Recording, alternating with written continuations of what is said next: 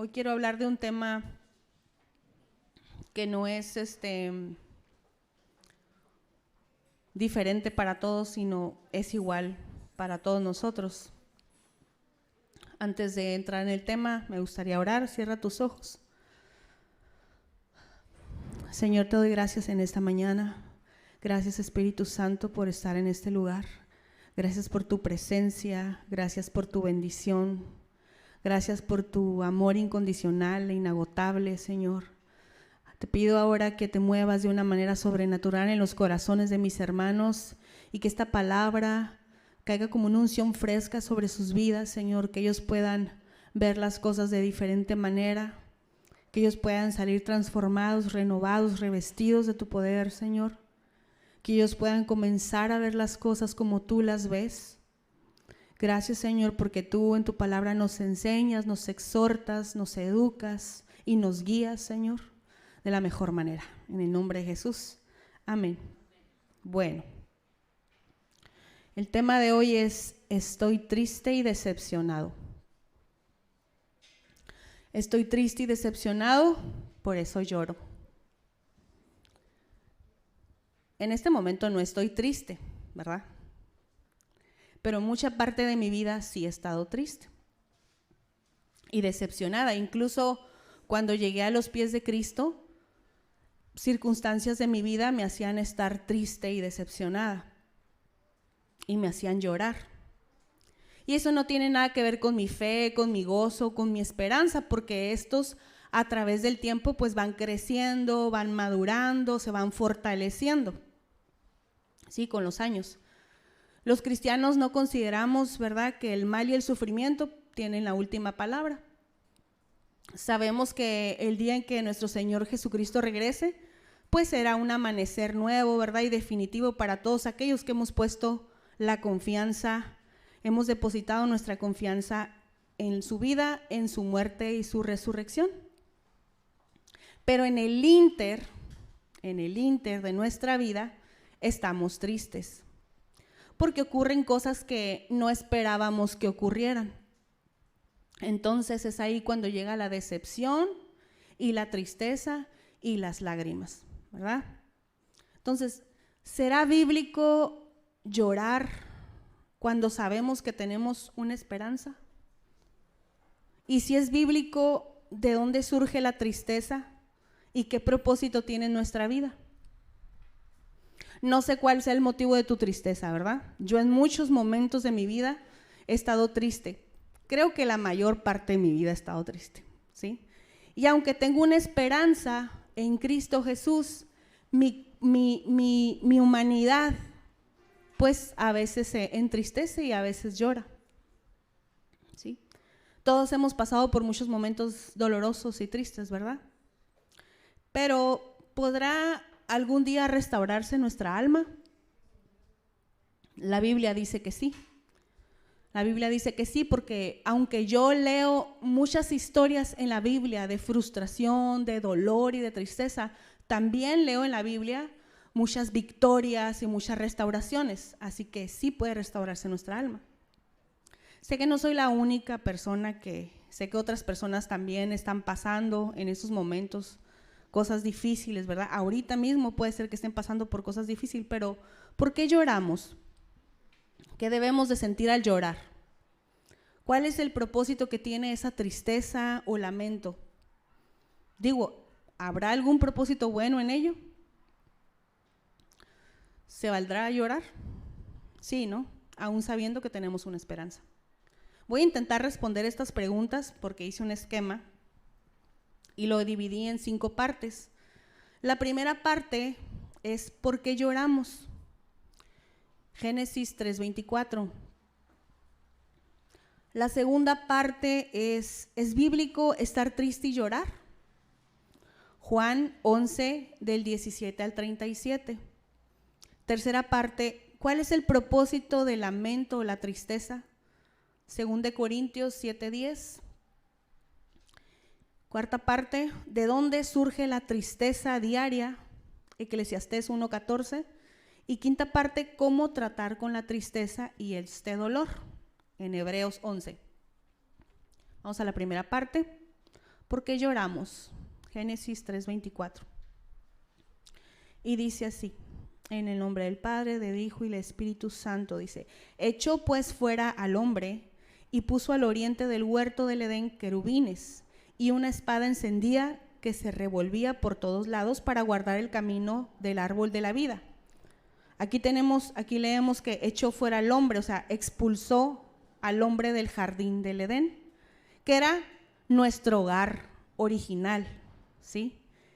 Y ahí afuera es donde estamos ahora mismo, ¿sí? Desde entonces la Biblia nos muestra que la vida es una larga cadena de tristezas, de frustraciones, de decepciones, ¿sí? ¿Por qué? Porque fuimos expulsados. Aunque los hijos de Dios se nos dice que todo tiene un propósito, ¿verdad? Y este propósito es fortalecer nuestra fe y que al final todo será restaurado, es porque esa es nuestra esperanza. Pero de momento yo me veo cruzando el Mar Rojo, ¿sí? Perseguido por el faraón y siguiendo por fe a Moisés. Y muchas veces es difícil mantener la calma y la esperanza. Es muy difícil mantener la fe en estas circunstancias, cuando todo parece que va mal, ¿no? Pero Jesús le dijo al Padre hace ya mucho tiempo atrás, a través del apóstol Juan, dice: de los que me diste, no perdí ninguno. ¿Y saben qué? Yo le creo eso, porque ese es su triunfo al fin. Nuestra esperanza es que volveremos algún día a nuestro hogar, ¿sí? A nuestra casa, y ninguna gota del mar que se levante en contra de mí, ni a mi derecha ni a mi izquierda, me podrá tocar, ¿sí? Porque así Dios lo prometió.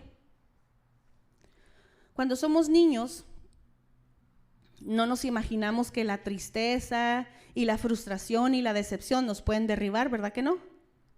Porque cuando somos niños tenemos pues muchos momentos felices, nuestra visión no es nada complicada, miramos las cosas de una manera súper diferente, súper sencilla, o sea, no nos complicamos la vida para nada como ahora que somos adultos. Cuando somos niños e inocentes, nos imaginamos un mundo pues bien bonito, de color de rosa, sin problemas. Pero cuando llegamos a la edad de la adolescencia, esto cambia, ¿sí? Las cosas se comienzan a torcer un poco, pero incluso ahí hay una gran esperanza de que todo va a cambiar en algún momento, que todo se va a arreglar, ¿verdad? En un mundo que empieza a parecer un poco más feo de lo que era cuando éramos niños. Y en la juventud se confirma esta realidad, ¿sí? Lo que significa un mundo caído. Pero cuando eres joven tienes la ilusión de cambiar el mundo entero, ¿verdad? Al menos las circunstancias de tu mundo alrededor. A lo mejor muchos jóvenes pueden triunfar donde sus papás fracasaron, pero se nos olvida que vivimos en un mundo caído, ¿sí? Se nos olvida que aunque fuéramos el mismo Jesús sobre la tierra, los problemas nos iban a rodear de igual manera. Se nos olvida que Dios expulsó al hombre del huerto, que es nuestro hogar original. Se nos olvida que aunque estamos de regreso a casa, habrá días que no podremos dejar de llorar, con tristeza, dolor y profunda e inmensa decepción, ¿sí? Lloramos porque fuimos expulsados de nuestro hogar y no dejaremos de hacerlo hasta que regresemos a Él, ¿sí? Lloramos porque nos sentimos miserables espirituales, o sea, pobres de espíritu. Y esa es la primer bienaventuranza. Debemos reconocer esta condición, es fundamental, ¿verdad? Que reconozcamos esta condición que tenemos para que la decepción no se apropie de nuestra alma y eso nos hunda en una terrible desesperación. Y esto hace una gran diferencia entre nosotros y el resto del mundo, ¿sí? El resto del mundo, ¿qué pasa? Vive sin ninguna esperanza. Nosotros sí sufrimos y sí lloramos, pero tenemos una gran esperanza, que es Cristo Jesús, ¿sí? Segunda parte, ¿es bíblico estar tristes y llorar? Juan 11, del 17 al 37, dice: Vino pues Jesús y halló que hacía ya 4 días que Lázaro estaba en el sepulcro. Betania estaba cerca de Jerusalén, como a 15 estadios, y muchos de los judíos habían venido a Marta y a María para consolarlas por su hermano. Entonces Marta, cuando oyó que Jesús venía, salió a encontrarle, pero María se quedó en casa. Y Marta dijo a Jesús: Señor, si hubieses estado aquí, mi hermano no habría muerto. Mas también sé ahora que todo lo que pidas a Dios, Dios te lo dará. Jesús le dijo: tu hermano resucitará. Marta le dijo: yo sé que resucitará en la resurrección, en el día postrero. Le dijo Jesús: yo soy la resurrección y la vida. El que cree en mí, aunque esté muerto, vivirá. Y todo aquel que vive y cree en mí, no morirá eternamente. ¿Crees esto? Le dijo: sí, Señor, yo he creído que tú eres el Cristo, el Hijo de Dios, que has venido al mundo. Habiendo dicho esto, fue y llamó a María, su hermana, diciéndole en secreto: el maestro está aquí y te llama. Ella, cuando lo oyó, se levantó de prisa y vino a él. Jesús todavía no había entrado a la aldea, sino que estaba en el lugar donde Marta le había encontrado. Entonces los judíos que estaban en casa con ella le consolaban. Cuando vieron que María se había levantado de prisa y había salido, le siguieron diciendo: va al sepulcro a llorar ahí, perdone.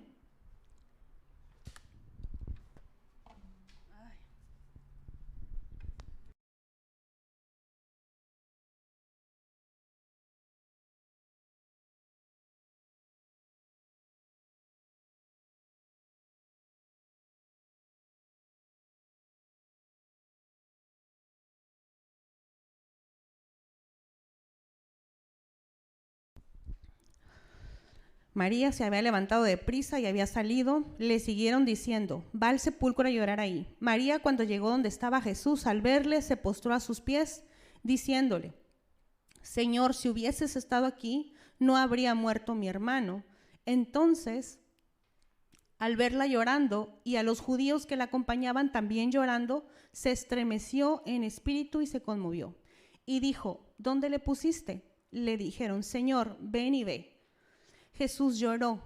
Dijeron entonces los judíos: mira cómo le amaba. Y algunos de ellos dijeron: ¿no podía este que abrió los ojos del ciego haber hecho también que Lázaro no muriera?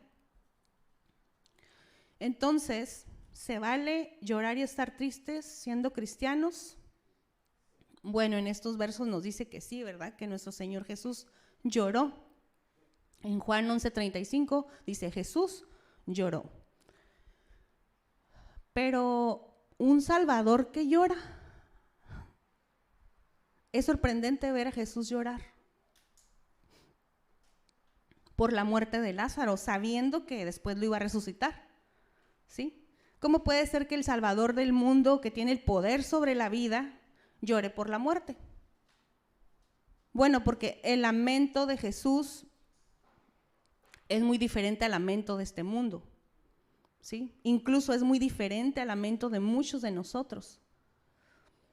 Antes de entrar en profundidad en el lloro de Jesús, quiero ver algo de su exterior. Y es que, para empezar, en lo que acabamos de leer, no vimos que Jesús lloró con arrebato, ¿verdad? No vemos que Jesús llora de una manera desenfrenada, no llora como un hombre que estrella su puño en la pared porque acaba de perder un amigo. El luto de Jesús nada tiene que ver con la pérdida de control y de la capacidad para pensar, ¿verdad? Con claridad. Él sabía perfectamente que la paga del pecado era la muerte. ¿Sí? Jesús lloró en ese momento porque el pecado se estaba cobrando una vida más. ¿Sí? A Jesús no le podía tomar por sorpresa la muerte porque Él había venido a vencer la muerte sobre una cruz. Entonces, el lloro de Jesús no es una cascada de lágrimas y un dolor sin control.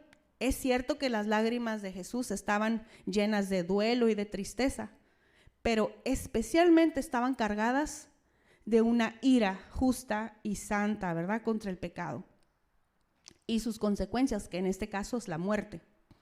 Y aquí está la clave. Jesús en el verso 35, cuando dice que lloró, es la expresión de una ira justa, y por ser santa, se mantiene contenida. Entonces, su emoción no se desborda y aún así sus lágrimas no dejan de ser la expresión, ¿verdad?, de un dolor que le está desgarrando el corazón en ese momento.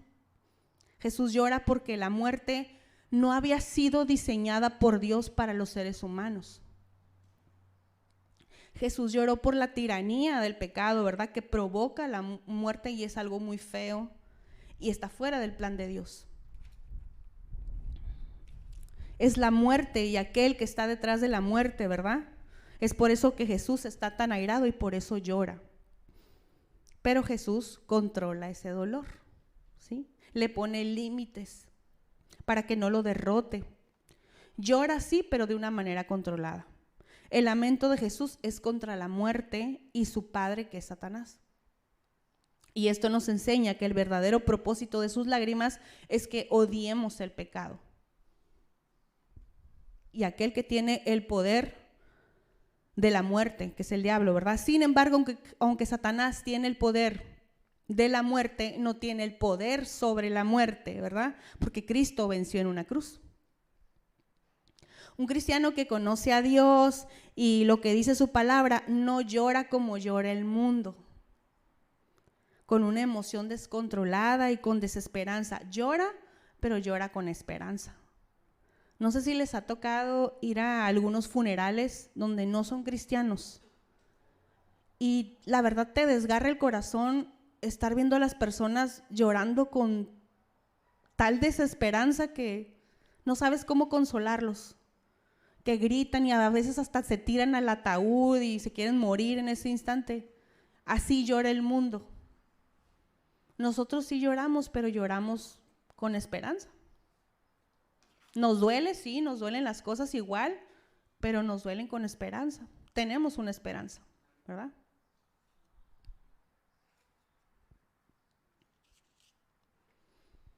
Pablo lo explica de esta manera a los tesalonicenses en 1 Tesalonicenses 4, del 13 al 14.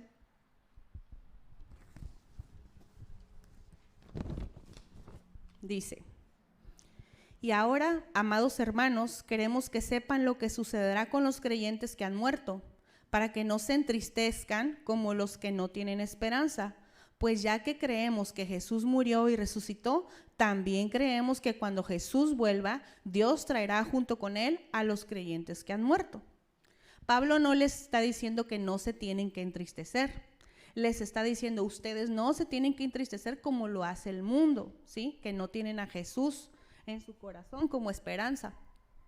Por lo tanto, ¿es bíblico estar triste y llorar? Sí.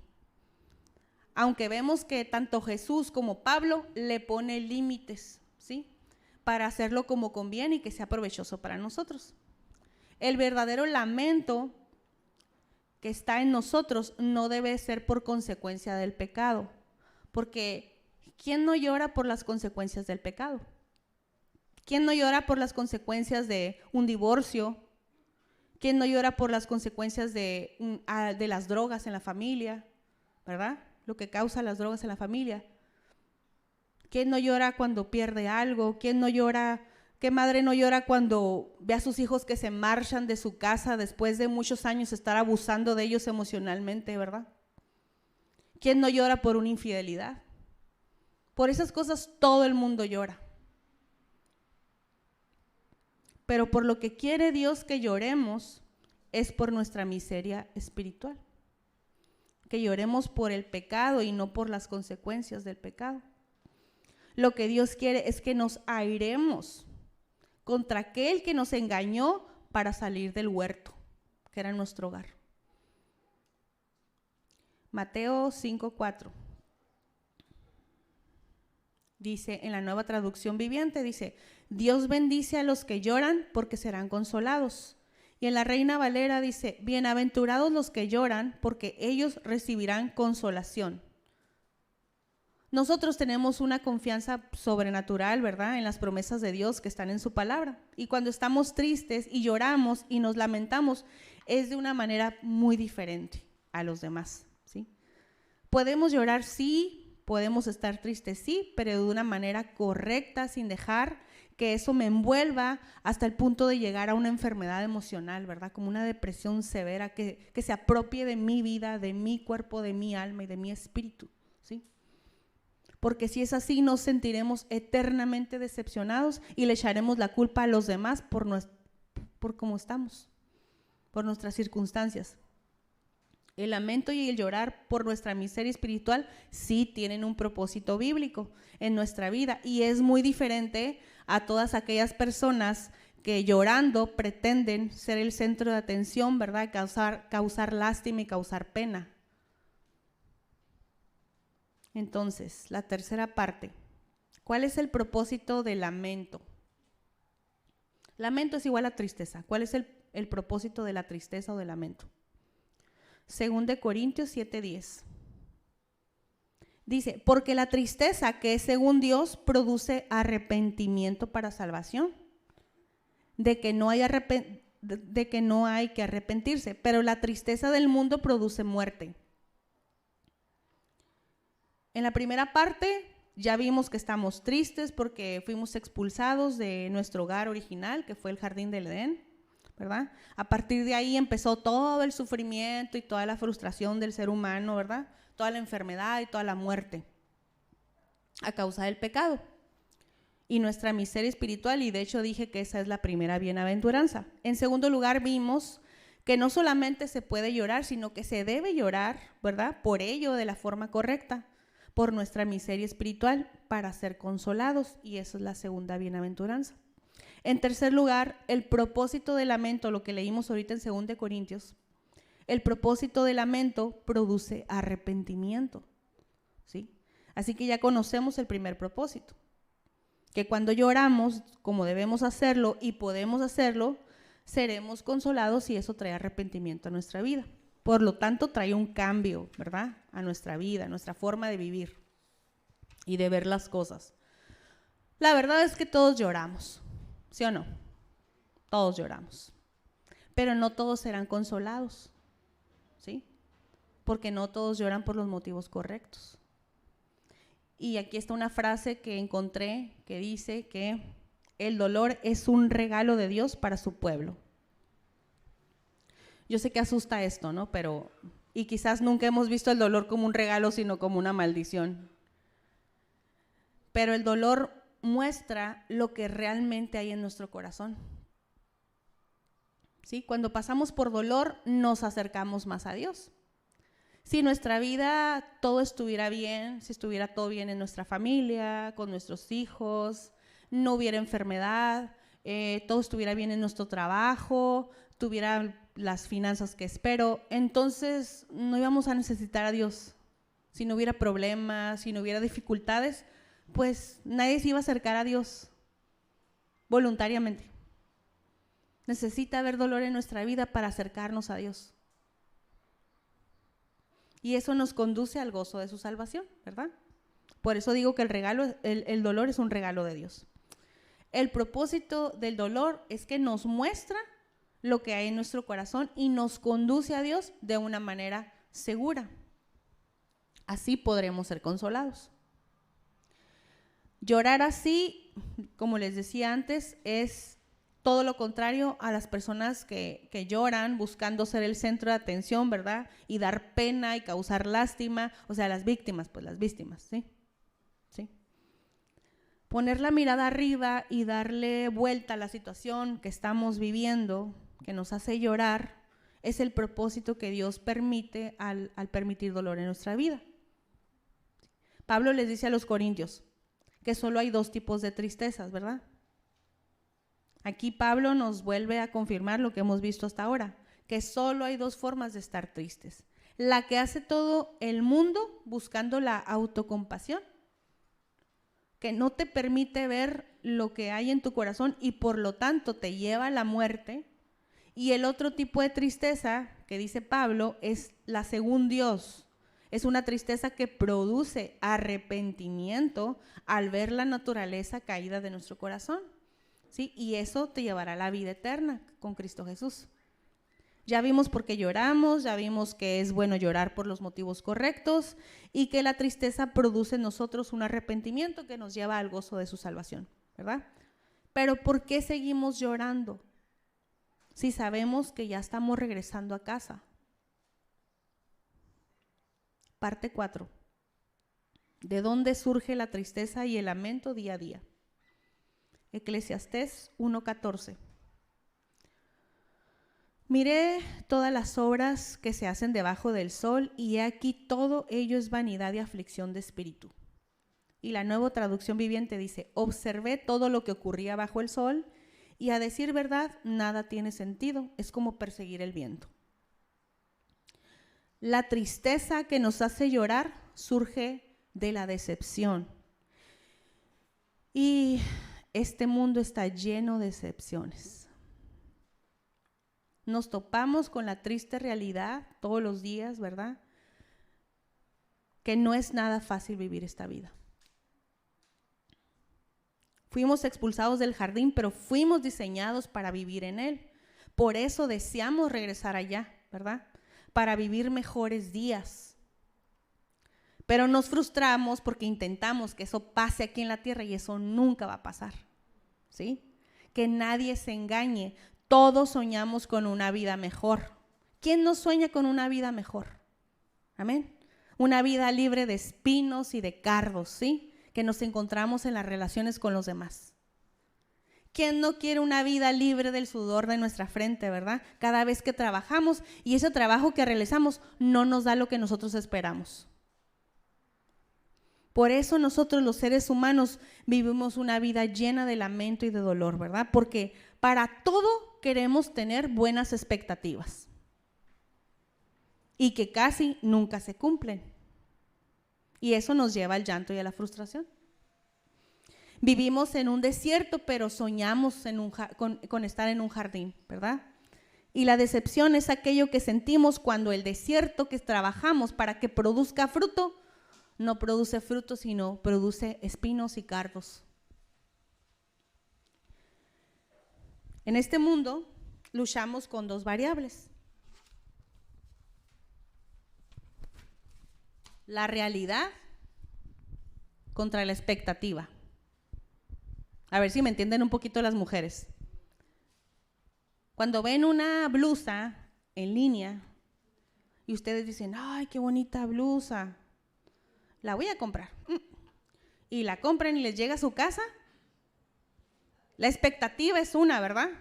Y la realidad es otra. Llega tu blusa, te la pones y la realidad es que no te queda igual que como la modelo, ¿verdad? Porque no tenemos cuerpo de modelo. Entonces, eso es algo muy vano, pero eso pasa en todo tiempo en nuestra vida. Siempre tenemos expectativas muy altas y terminan no cumpliéndose. O decepción, ¿verdad? El predicador de Eclesiastés lo define muy bien a lo largo de todo el libro de Eclesiastés, ahí para que se lo aviente, ¿verdad? Con un versículo claro que no será suficiente para mostrar lo que les estoy diciendo, pero vamos a ver estas dos variables: la realidad del mundo en que vivimos y las expectativas que ponemos en él. Realidad. La realidad está aquí afuera, ¿sí? Es un mundo torcido que nos rodea, ¿verdad? Y que no podemos modificar. Un mundo regido por unas leyes que nosotros no pusimos y que tampoco podemos cambiar. Como todo lo que está pasando ahorita, ¿verdad? Todas esas leyes torcidas que se están aprobando, que ya tienen muchos años cocinándose y que por fin se están aprobando. Nosotros no podemos modificar la Constitución. Nosotros no podemos influir en la realidad. Este es un mundo que no nos satisface, y no nos satisface porque no fuimos creados para, por ejemplo, para enfermar y morir. Ese no es el diseño que Dios hizo para nosotros. Entonces, dice el predicador que mirando todos la obra que hace el hombre bajo el sol, ha descubierto que son vanidad, porque ninguna de ellas le satisface. Lo que está diciendo es que no debemos de poner nuestras expectativas nuestra esperanza en este mundo, porque al estar caído no va a cumplir con lo que nosotros estamos demandando y nos vamos a frustrar, que eso es lo que está pasando en la mayoría de las personas, ¿sí? Por eso es pura vanidad. Es como querer atrapar el humo, es como correr tras el viento. O sea, no tiene sentido, pues. Esta realidad es dura, sí es dura. Y como siempre esperamos lo mejor de los demás, pues siempre vamos a salir decepcionados, mientras estemos temporalmente en esta tierra. ¿Cuáles son las expectativas? Las expectativas son lo que esperamos de un mundo que no responde como nos gustaría que lo hiciera.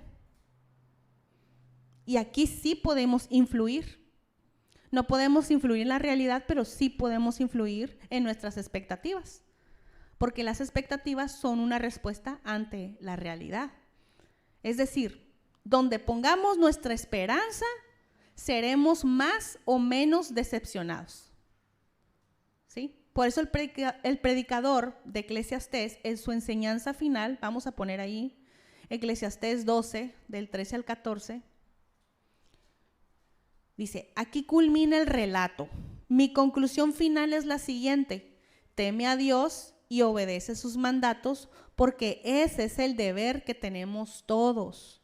Dios nos juzgará por cada cosa que hagamos, incluso lo que hayamos hecho en secreto, sea bueno o sea malo.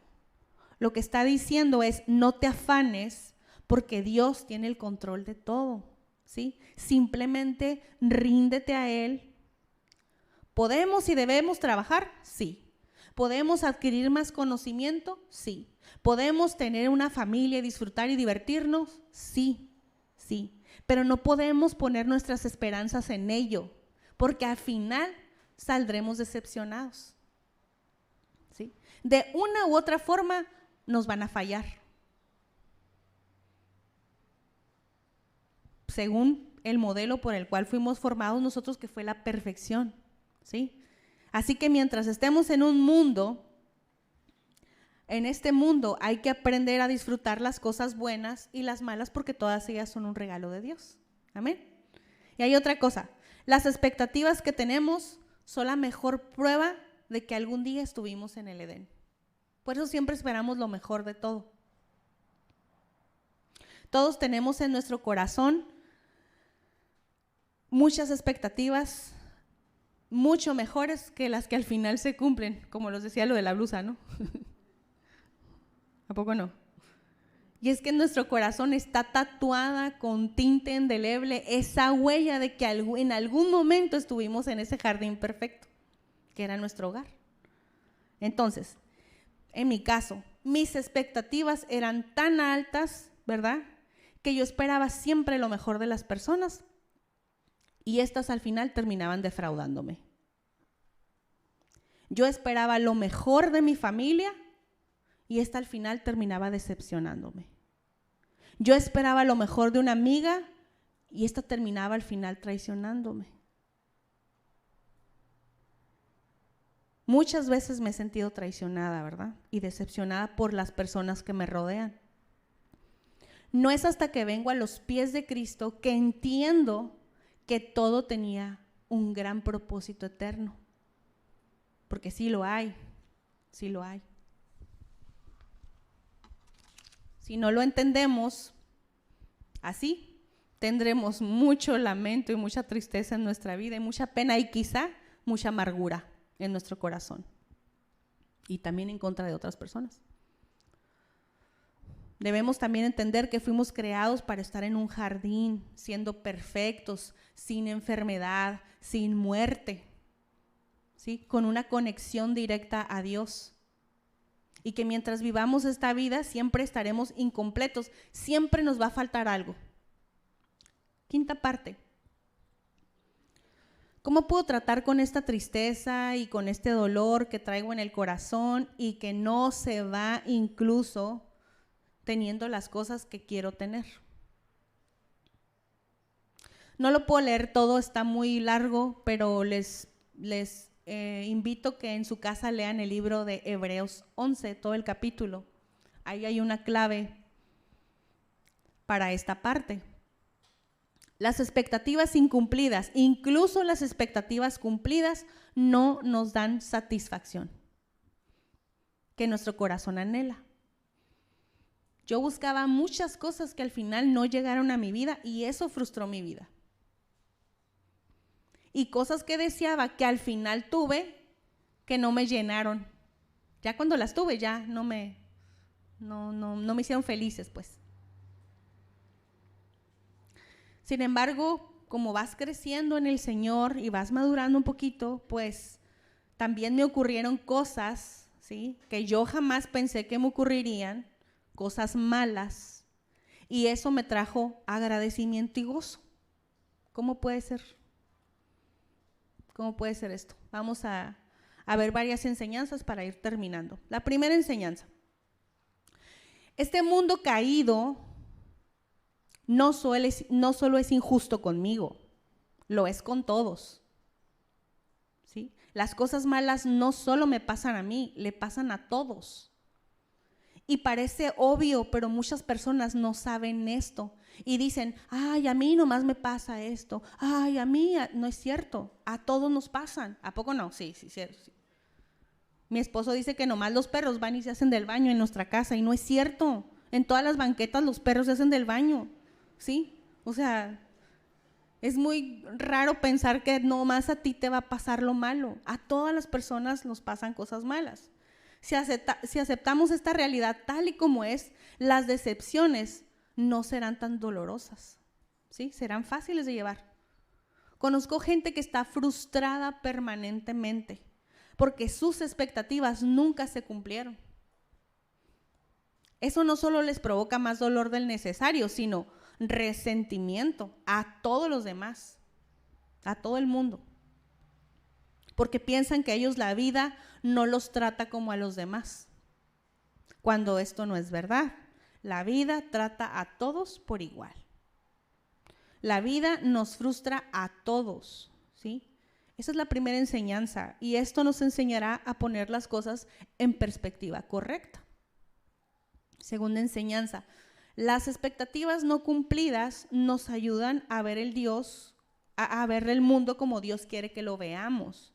Que seamos realistas, ¿verdad? Cuando no aceptamos esta realidad tal y como es, lo que le estamos diciendo a Dios es que, Dios, yo esperaba mucho más de ti. Y nos hace ser seres desagradecidos con Él.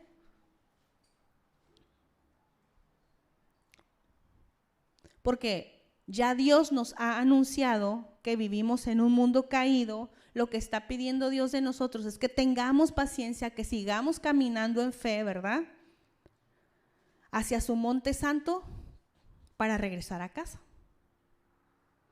El no aceptar que no puedo llegar a tener problemas con mi familia o en mi casa, el no aceptar que el trabajo, que donde yo trabajo no es un trabajo perfecto, que mi salud puede caer más allá de lo que yo puedo soportar, esto me puede frustrar, ¿sí?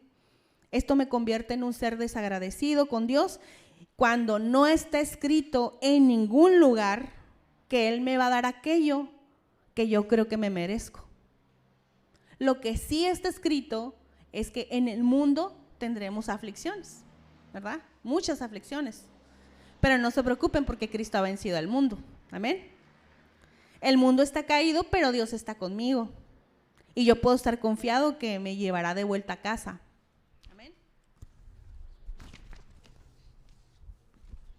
Además, esperar una familia perfecta, un trabajo perfecto y una salud inquebrantable, eso no me dejará disfrutar a mi familia imperfecta, a mi trabajo ordinario y a mi cuerpo tal y como lo tengo.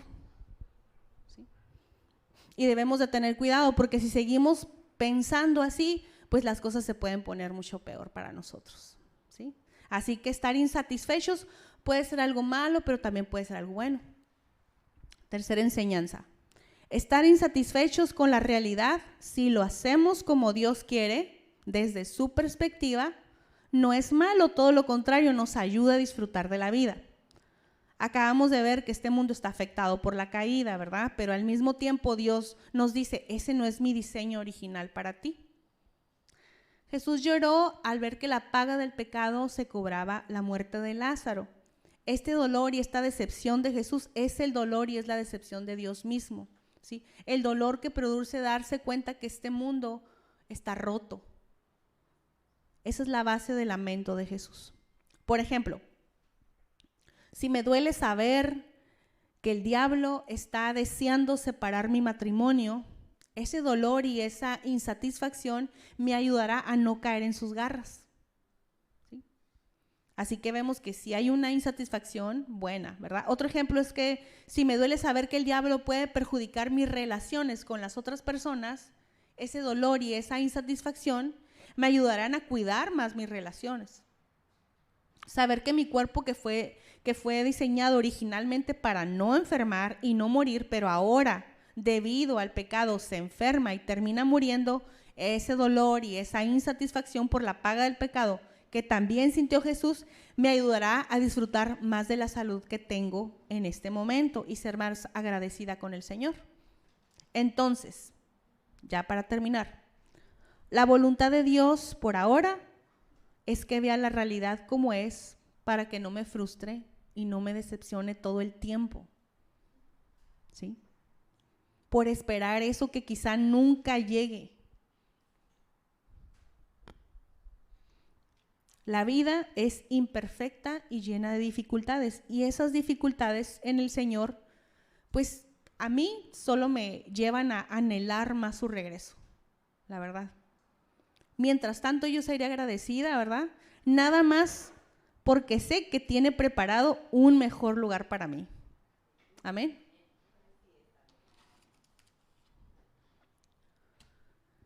Bueno, ponte de pie.